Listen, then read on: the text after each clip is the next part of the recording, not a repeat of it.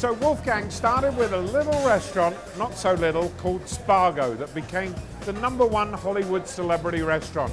And from there grew an empire that included Post Trio, Lupo, and in all 6 restaurants here in Las Vegas and another dozen scattered across America, the newest of which is Cut.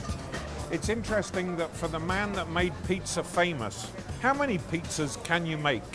Well, we have so many different varieties of pizzas. We serve them at Spargo, we serve them at Lupo, we serve them in many restaurants at Post Trio, but we also have them in the supermarket. You know, you can go to the supermarket and find a really good thin crust pizza. So, because people don't gonna go to the restaurant every day, so when they wanna be at home, you bake the pizza, 10 minutes later you have a great pizza, sprinkle a little olive oil, a little fresh basil, and it will look like you are the pizza chef.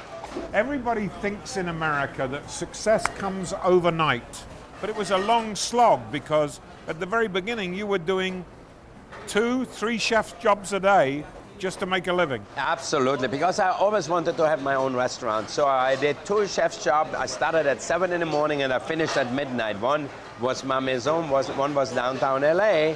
And I always said, if I have $35,000, I want to open my own restaurant. Well, it took a little longer and it took a little over $500,000. And in 1982, we opened Spargo in Hollywood.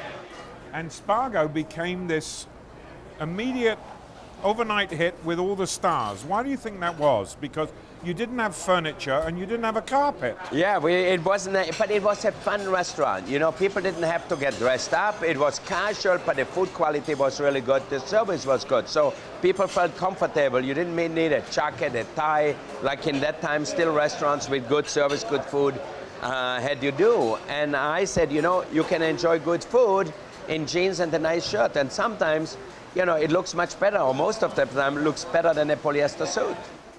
Did you ever think the dream would come to this where, you know, you're commander of an empire? Well, you know, it didn't happen overnight, as you said before. You know, Spargo started in 82, so it's almost 30 years.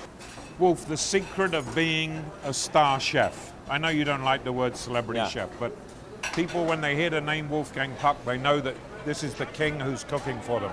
What's the secret? Well, 90% hard work and 10% talent, I believe. You mix it right together, you might get somewhere. Now a little luck is involved in everything. If you were going out to a restaurant, which one of your restaurants would you pick and what would you order?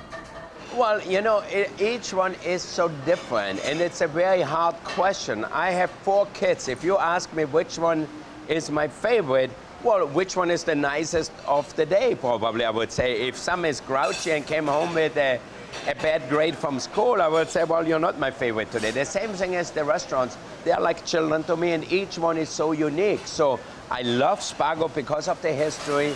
I like this one because if you want a great steak, this one has the best steaks in the world. I got to tell you, you know, you and I are a long-time old friends, and you never cease to amaze me.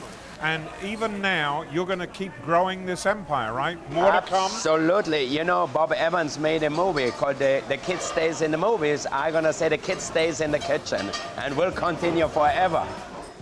So, from the kitchen of Wolfgang Puck at Cut in Las Vegas, it's back to you on the set of Daytime. Thank you.